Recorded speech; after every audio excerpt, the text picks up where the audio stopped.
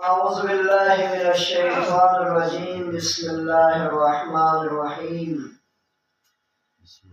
الحمد لله رب العالمين والصلاة والسلام على سيدنا ونبينا وشفيع ذنوبنا وحبيب قلوبنا وطبيب نفوسنا أبي القاسم المصطفى محمد اللهم صل على محمد وعلى آله الطيبين الطاهرين المعصومين المظلومين ولعنة الله على أعدائهم أجمعين.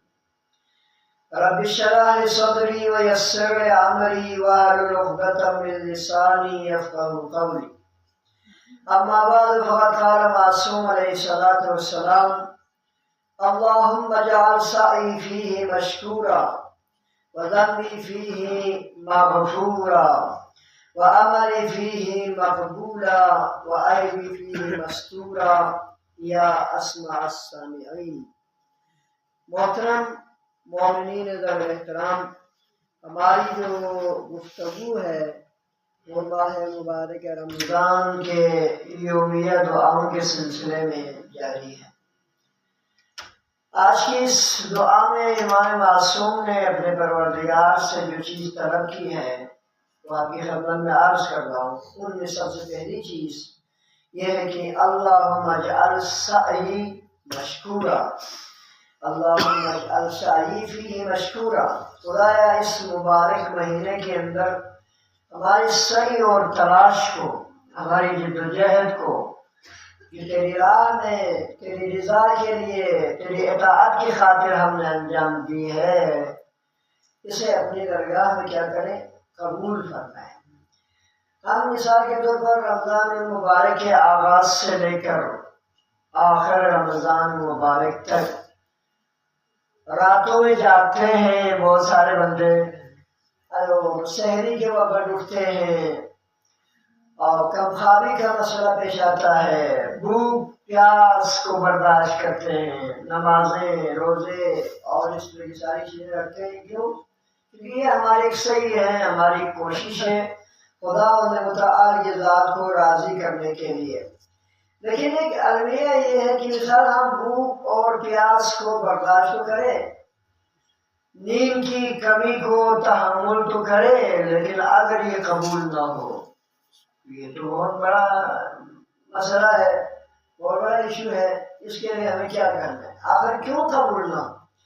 ایک آدمی اپنی آرام راحت کو چھوڑ کے رات کے آخر پہر میں اٹھ کے سحری کھائے، سحری بنائے، سب کچھ کرے اللہ کے لیے اور کچھ کیا ہے، اور دن بھر رہنا 14 گھنٹہ 16 گھنٹہ 17 گھنٹہ کے بھوک کو پیاس کو برداشت کرے، کچھ نہ کھائے کچھ نہ پیے، خلوت میں بھی جلوت میں بھی صرف یہی سوچ کے کہ خدا حاضر ہے خدا ناظر ہے. یہاں ایک گفتگو عرض کرنا چاہوں کہ ایک آدمی کسی ایسے ملک میں چلا گیا جہاں کوئی مسلمان ہی نہیں تھا، مسلمان تھا ہی نہیں، اسلام ہی نہیں تھا وہاں پہ. تو رمضان آ گیا تو صرف اسی کو پتا ہے کہ رمضان آ گیا ہے، باقی کو تو رمضان کا کوئی ایسا بھی نہیں ہے، مسلمان ہی نہیں ہے. تو جس گھر میں وہ مہمان تھے بطور کسی غیر مسلم کے گھر میں، تو اس میں سے وہ ناشتہ لے کر آیا. تو اس نے کہا نہیں بھائی تو ہمارے مسلمانوں کے یہاں رمضان آئی ہے، ہم نے ابھی بھوک اور پیاس کو برداشت کرنا ہے اللہ کے لیے، ہم نے روزہ رکھنا ہے. تو اس نے اس غیر مسلم نے کہا یار کھا لو، کوئی دیکھنے والا نہیں ہے، کوئی اور مسلمان تو ہے نہیں، تمہارا کیا مسئلہ ہے؟ تو اس نے کہا نہیں اگر وہ نہیں کوئی اور دیکھنے والا نہیں ہے تو ہمارا خدا تو دیکھ رہا ہے. رمضان المبارک میں چاہے خلوت ہو یا جلوت ہو، ہم یہ تصور کرتے ہیں کہ ہمارا خدا ہمیں دیکھ رہا ہے، لہذا ہم نہ کچھ کھائیں گے نہ کچھ پیئیں گے، بس ہم خدا کی رضا کے لیے بھوک اور پیاس کو برداشت کریں گے، روزہ رکھیں گے. کہا یار بڑی بات ہے، بہت بڑی بات ہے کہ تم مسلمان لوگ جو ہے اس اعتقاد پر کہ اللہ دیکھ رہا ہے تو خلوت میں کچھ نہیں کرتے نہیں کھاتے. کہا نہیں ہم نہیں کھاتے، بڑے سینہ تان نے کہا ہم نہیں کھاتے کیونکہ ہمارا اللہ دیکھ رہا ہے. اس نے کہا اس کا مطلب ہے تم مسلمان لوگ ملاوٹ بھی نہیں کرتے ہوں گے کیونکہ اللہ دیکھ رہا ہے. تم مسلمان لوگ ایک دوسرے سے رشوت بھی نہیں لیتے ہوں گے چھپ چھپا کے کیونکہ اللہ دیکھ رہا ہے. تم مسلمان لوگ ایک دوسرے کے غیبت بھی نہیں کرتے ہوں گے کیونکہ تمہارا اللہ دیکھ رہا ہے.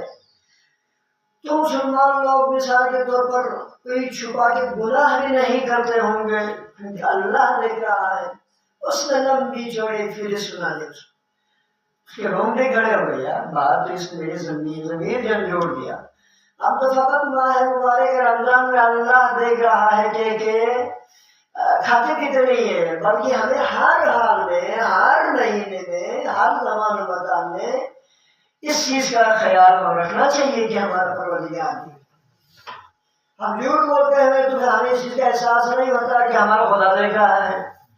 ہم کسی کو دھوکہ دے رہے ہیں تو ہمیں اس چیز کا خیال نہیں رہتا کہ ہمارا خدا دیکھ رہا ہے. ہم رشوت دے رہے ہیں، سود دے رہے ہیں یا کچھ بھی کر رہے ہیں، کچھ بھی گناہ انجام دے رہے ہیں تو ہمیں اس چیز کا ادراک اتنا زیادہ نہیں ہوتا ہے کہ ہمارا اللہ دیکھ رہا ہے. کہ اللہ سے رمضان تھوڑی ہے. اللہ تو رمضان میں بھی ہے، سفر میں بھی ہے، شوال میں بھی ہے، ہر مہینے میں، ہر زمان میں کرتا ہمارا پروردگار. یوں سمجھ لو ہم اللہ کے بالکل دربار میں، درگاہ الہی میں بیٹھ کے سب کچھ کرتے ہیں. ہم گناہ نہیں کر رہے تو اللہ کی نگاہوں کے سامنے کر رہے ہیں، ہم اچھا کر رہے ہیں تب بھی اللہ کی نگاہوں کے سامنے کر رہے ہیں. اس چیز کا اگر انسان کو ادراک ہو جائے، احساس ہو جائے تو رمضان تو کیا کسی بھی مہینے میں اور کسی بھی جگہ پر انسان جو اللہ کی نافرمانی نہیں کرے گا. لہٰذا ہم نے خدا کی درگاہ میں ماہ مبارک رمضان میں روزہ رکھا، نمازیں پڑھی ہے، روز قرآن کی تلاوت کی ہے، بھوک پیاس خواب کی نیند کی کمی کو برداشت کی، یہ سب برداشت کی ہے. لیکن ہمارا اگر خدا نہ خاصہ، میرا سوال یہ ہے اگر خدا نہ خاصہ ہمارا یہ صحیح، ہماری یہ کوشش یہ جو قبول نہ ہو تو ہم کیا کریں؟ کیوں قبول نہ ہو؟ اس کا ریزن کیا ہو سکتا ہے کہ اتنا عرصہ بھوک پیاس برداشت کرنے کے بعد، اتنی ساری عبادت کرنے کے بعد آخر کیوں خدا قبول نہیں کرے گا؟ کچھ آفتیں ہیں، ان آفتوں کی وجہ سے قبول نہیں کرے گا. خدا ظلم نہیں کرتا کسی پہ، یار اس نے بھوک پیاس برداشت کی ہے آپ کو قبول کر لینا چاہیے نا. لیکن کبھی کبھار نہیں قبول کر لیتا ہے. انسان کو دعا بھی کرنا پڑتا ہے، روزہ بھی رکھنا پڑتا ہے، پھر دعا بھی کرنا پڑتا ہے. امام معصوم نے ہمیں سکھا دیا کہ دعا بھی کرو، اللہم سعی فی مشکورا، خدا اس مبارک مہینے کے اندر جو ہم سعی و تلاش کوشش جہد کر رہے ہیں اسے قبول کریں. روزہ بھی رکھنا ہے، قبولیت کے دعا بھی کرنا ہے. آخر قبول کیوں نہیں ہوں گے؟ اس لیے نہیں ہوں گے کیونکہ بعض آفتیں، ان آفتوں سے ایک آفت یہ اشارہ مثال روزہ ہے، روزے رکھا ہوا ہے ایک انسان، یا عام حالت میں بھی ہے ایک انسان نے غیبت کی کسی بندے خدا کی، بندے خدا کی غیبت کیا. غیبت اگر کوئی کرے کسی کی تو غیبت کا اثر یہ ہے کہ آپ نے، ہم نے، میں نے دن میں ایک مرتبہ اگر کسی بندے کی شعوری طور پر، لاشعوری طور پر اگر غیبت کی تو اس غیبت کا جو ریئیکشن ہے وہ یہ 40 دن تک ہمارے نامہ اعمال میں کوئی اچھائی نہیں لکھا جائے گا. غیبت انجام دینے کے فوراً بعد خدا کا حکم صادر ہوتا ہے یہ لکھنے والوں کو کہ اب جو نماز شب پڑھے، تہجد پڑھے، صدقہ دے، خیرات دے، جو کچھ دینا ہے دے دو، اس کی اچھائی کو 40 دن تک نامہ اعمال میں نہیں لکھنا ہے. سزا یہی ہے، غیبت کرنے کا سزا یہی ہے، 40 دن تک. لیکن اس سے بھی برا وہ یہ ہے کہ مثال کے اس بندے خدا نے 40 دن کوئی اچھا ہی نہیں کیا، کوئی اچھا کیا ہی نہیں نا، تو کیا لکھے گا؟ تو کہے گا خدا کو دے گا جس بندے کی غیبت کی ہے اس کی 40 دن میں جتنے گناہ اس نے انجام دیے اس 40 دن کے گناہ کو اس کی گناہ نامہ بن گئی، اور اس کی گناہ 40 دن کے گناہ بھی گئے نا، ہمارے نامہ میں لکھا جاتا ہے. اگر ہمارا کوئی اچھا عمل نہیں ہے کہ جسے مثال لکھنے شروع کیا جائے تو اس بندے خدا کی گناہوں کو 40 دن کے ہمارے نامہ میں لکھا جاتا ہے. خدا نے خاصہ رمضان میں مبارک تو ویسے بھی 28 29 30 دن کا ہوتا ہے، تو اس میں بھی اگر ہمارے یہاں سے کوئی غیبت سرزد ہو جائے تو ہماری ساری کی ساری جو ہے عبادتیں جو ہے نا وہ ریجیکٹ ہو جائیں گے. لہٰذا اسی لیے کہتے ہیں دعا کریں، خدا کی درگاہ میں روزہ بھی رکھنا ہے اور دعا بھی کرنا ہے. خدا کی جو ہے ہماری صحیح اور تلاش اور جدوجہد کو قبول کریں۔ دوسرا جملہ اسی دعا کے اندر یہ ہے وَذَنْبِي فِيهِ مَغْفُورًا وَعَمَلِي فِيهِ مَقْبُولًا۔ پہلے تو کہا کہ خدایا ہماری صحیح اور تلاش کو قبول کرے، اس کے بعد فرمایا وَذَنْبِي فِيهِ مَغْفُورًا، اور اس مبارک مہینے میں ہمارے گناہوں کو معاف کر دے۔ ذنب یعنی گناہ کو کہتے ہیں۔ وَعَمَلِي فِيهِ مَقْبُولًا، اور جو عمل ہم انجام دیں گے ان سارے کے سارے اعمال کو، ان سارے کی ساری عبادتوں کو اپنی درگاہ میں قبول کرے۔ تو اصل میں یہاں پر ایک نکتہ میں آپ کی خدمت میں عرض کرنا چاہتا ہوں، وہ یہ ہے کہ بعض گناہ انسان کی، اس سے گناہ کی وجہ سے اسے اچھے عمل سے روک دیا جاتا ہے۔ آپ نے سنا ہے، میں نے سنا، بہت سارے مومنین سے میں کہتا ہوں، میں تو ہمیشہ کہتا رہتا ہوں، کوئی جاتے ہیں ملتے یار مسجد میں کیوں نہیں آتے؟ میرا کہا بہت مسجد ہے تو یہ مسجد میں کیوں نہیں آتے؟ اب یہ صبح کے میں آئے، شام میں آئے، مسجد میں آیا کریں، ہم آپ کی چہرے کی زیارت کرنا چاہتے ہیں، اس لیے تھے۔ تو وہ کہتے ہیں اوسط ہر روز سوچتا ہوں آنے کا، بعض اوقات آج مسجد کے نزدیک ہی پہنچ جاتا ہے تو اچانک کوئی کام پڑھ نکلنے مجھے کہیں وہ نکلنا پڑتا ہے، توفیق نہیں ہوتی۔ تو میں نے ایک روایت پڑھی تو مجھے روایت سمجھ میں آ گئی، آپ بھی سمجھیں گے۔ وہ یہ ہے کہ بعض انسان کے گناہ انسان کو اچھے عمل سے روک دیتی ہے۔ مثال کے طور پر امام حسن عسکری علیہ السلام کی خدمت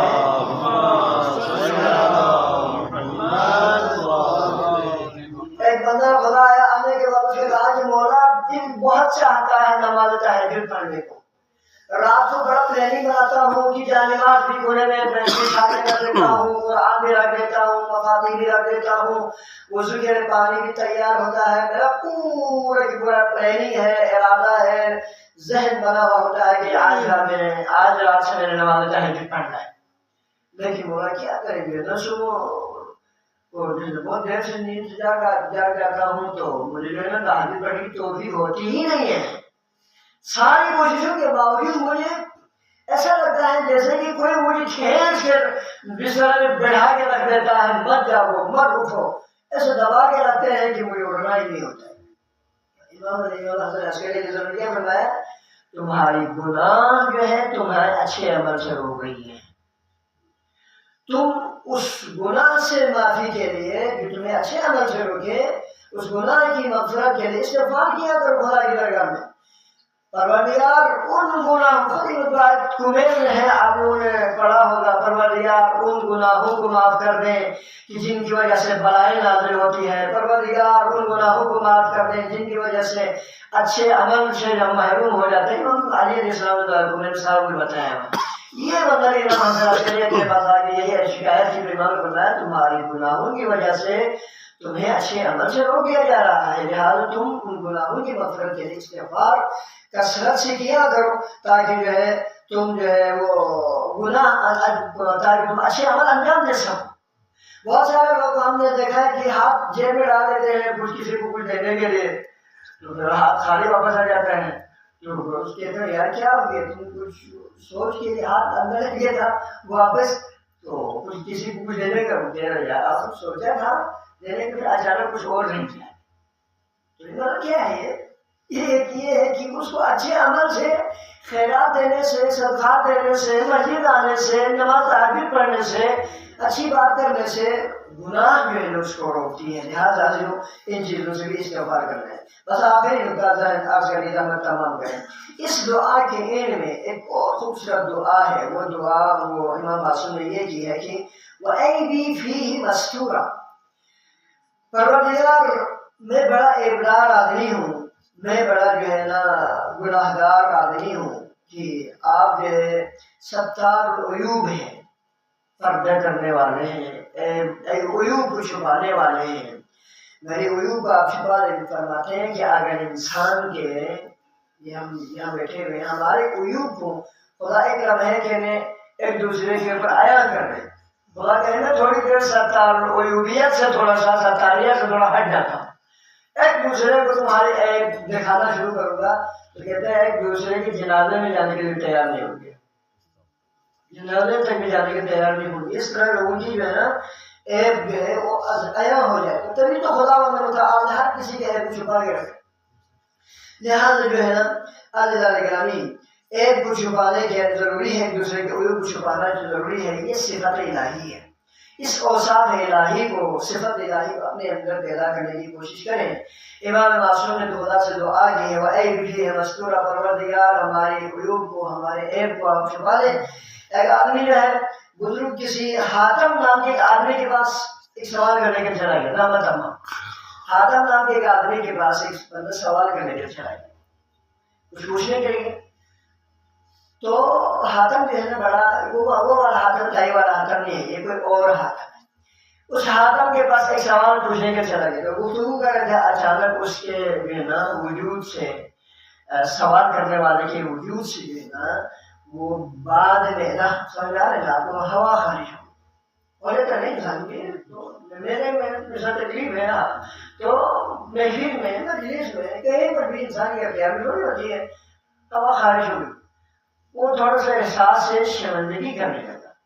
تو وہ حاتم اتنا بڑا عجیب زبردست آدمی تھا، اس نے اس آواز کو سنی انسنی کر دیا، بلکہ اس نے ایک بات کر دی، اس نے کہا یار تم اپنے سوال کو، تاکہ وہ تھوڑا سا ریلیکس رہے، کہا کہ تم اپنے سوال کو تھوڑا سا اونچا بولو، میرا کان تھوڑا سا بولے نا وہ ہے، میں کم سنائی دیتا ہے، لہٰذا تم تھوڑا سا اونچا بولو تاکہ مجھے سنائی دے۔ یعنی اس نے یہ ظاہر کیا تمہاری جو آواز نکلی ہے اس کی آواز میں نے نہیں سنی ہے، تم شرمندہ نہ ہو، یہ ظاہر کرنے کو کہا تم تھوڑا سا اونچا بولو، مجھے کم سنائی دیتا ہے۔ تو بندہ بڑا خوش ہو گیا، چلو شکر ہے اس نے سنا تو نہیں ہے، کوئی عزت بچ گئی، آبرو ہماری بچ گئی ہے، یہ سوچ کے بیٹھا رہا۔ سنی کر دیا اس بات کو، اس چیز کو، اس آواز کو۔ اس کے بعد سے یہ حاتم نام کا شخص جو ہے ہر وقت کہتا تھا مجھے کم سنائی دیتا ہے۔ اس کے بعد سے ہمیں، تاکہ پھر اس بندے کو احساس نہ ہو جائے میرے کام بہتر سنگین ہے، مجھے کم سنائی دیتا ہے۔ اس کے بعد سے اس کا نام لگ گیا حاتم اصم۔ آپ نے قرآن پڑھا نا، سمن یعنی جو جس کے کان وہ کم سنائی دیتا ہو، بہرا جسے کہنا وہ ہو۔ اس نے کہا کہ میں تھوڑا سا بہرا ٹائپ کا آدمی ہوں، مجھے بہت کم سنائی دیتا ہے۔ نام ہی حاتم کا بعد میں اصم لگ گیا، وہ حاتم جس سے سنائی ہی کم دیتا ہے، جبکہ سنائی کم نہیں دیتا ہے، بالکل صحیح سنائی دیتا ہے۔ فقط ایک انسان کی عزت اور آبرو کو بچانے اور اس کے عیب کو چھپانے کے لیے اس نے آپ کو اصم کی اس میں سچویشن میں ڈال دیا، کم سنائی دینے والے لوگوں کے ساتھ میں شامل کر دیا، اور آخر میں کیا ہو گیا، ایک عرصہ زندگی کرنے کے بعد یہ حاتم جو ہے اس دنیا سے چلا گیا۔ مرنے کے بعد خدا کی طرف سے آواز آ گئی، اے حاتم تم نے میرے ایک بندے کے عیب کو چھپانے کے لیے اپنے آپ کو ایک عرصہ تک جو ہے نا کم سنائی دینے والے لوگوں کے سب میں شامل رکھا، سنی انسنی کر دیا کسی کے عیب کو، نقص کو تم نے چھپایا تاکہ اس کی عزت بچے، اس کی آبرو باقی رہے، وہ احساس شرمندگی نہ کرے۔ خدا نے کہا ہے اصل میں جتنی تمہاری گناہوں کو سنا ہے، جتنی تمہاری گناہوں کو دیکھا ہے، تمہارے سارے گناہوں سے میں سنی انسنی کروں۔